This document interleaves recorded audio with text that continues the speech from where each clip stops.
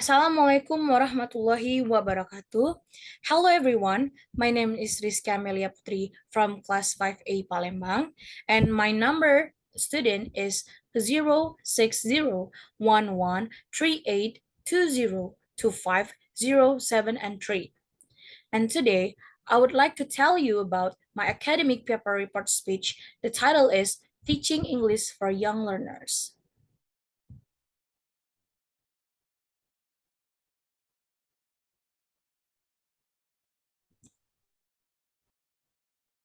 So here are clips of my report speech about teaching English for young learners. Overview, there are introduction, teaching, young learners, tips and tricks for teaching, conclusion, and thank you. Introduction, there are many media is used in teaching learning process. Usually, media is used in teaching English to young learners because use in the teaching learning process will more easily. Young learners will be interesting and enjoyable in classroom. For example, Realia. Realia is various kind of visual media which can be effectively used by English foreign language and English young learners. Real is a term used in library science and education to refer to certain real-life objects. In library classification systems, real are objects such as coins, tools, and textiles that do not easily fit into the orderly categories of print material. In education, real are objects from real life used in classroom instruction. Before we continue about the topic, we have to know about what is teaching. According to Mahmoud, Harun, and Ani, they told that teaching is based on our past experience.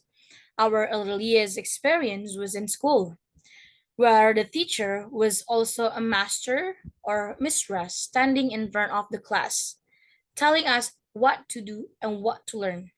And some of us experienced the same kind of teaching at college. And others may have experienced teaching where the teacher is more of an equal, who have takes account of the learner's experience and even learns from the learner. That is why Abbott and McMahon said teaching is helping other people to learn. Next, young learners. Young learners are learners in elementary school aging 9 till 10 years old who are learning as foreign language. We as a teacher can give young learners lesson on the beginner level because the young learners is the beginner step in learning process. Young learner is the learners that learn in first step and they can proceed into the next level based on their skill basically. Young learners can be learned in playgroup, kindergarten, or elementary school to teach young learners. For me, we as a teachers must be professional to teach them because our lesson can be the big foundation on their learning. And young learners also can learn fast and good on imitating their teachers. So we as teachers must be a good model on their learning process.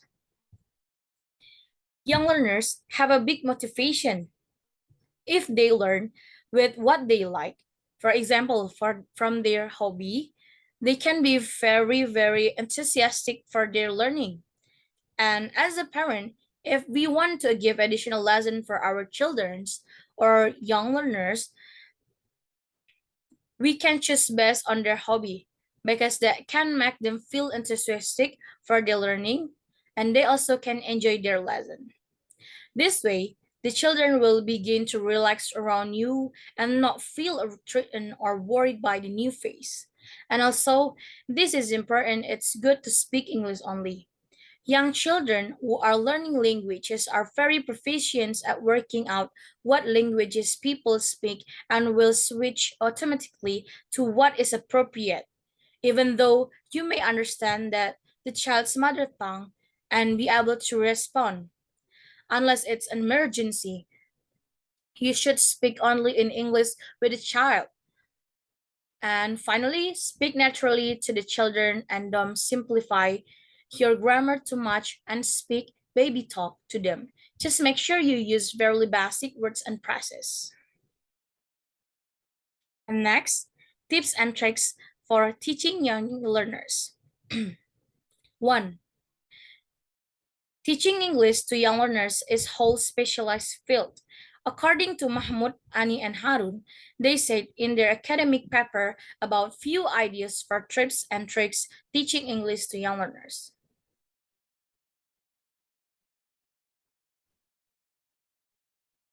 Their attention spans of young learners.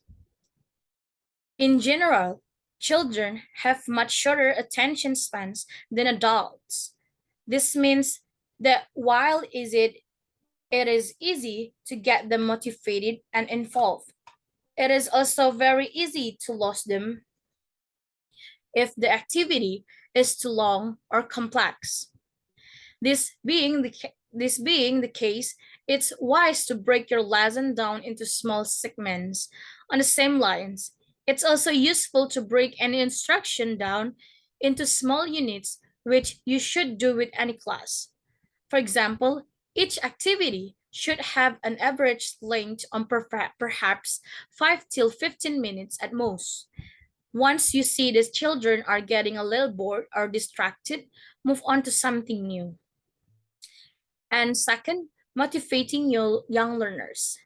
Children are easily motivated by reward, and they will do something because they will gain something at the end.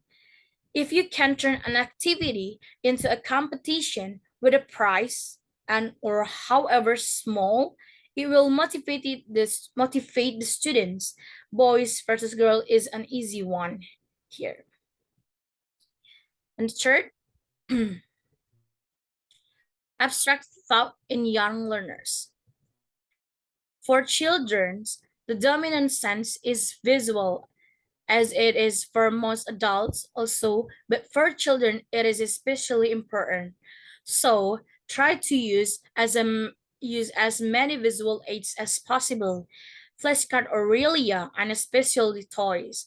As children develop, so too does their ability to think in an abstract sense. So remember that with they are young, it's easier from them to see a picture and understand what is rather than hear a word and try to imagine it. And fourth, activities for young learners. Children love stories, and there are plenty of books you can use. Children's books in English are fine with the right class since they are often very well written using very simple cake vocabulary. We were hand in other activities so the children do not lose track during the storytelling and wander off or either mentally or literally. Children also love games and songs, so use them liberally in your class. And the last, punishment and young learners. Try to avoid using punishment with the children and with the class in general, but especially in the teaching English young learners classroom. They will be noisy at times, and every so often there might even be a tantrum. But stay calm and let it pass. Instead, reward positive behavior.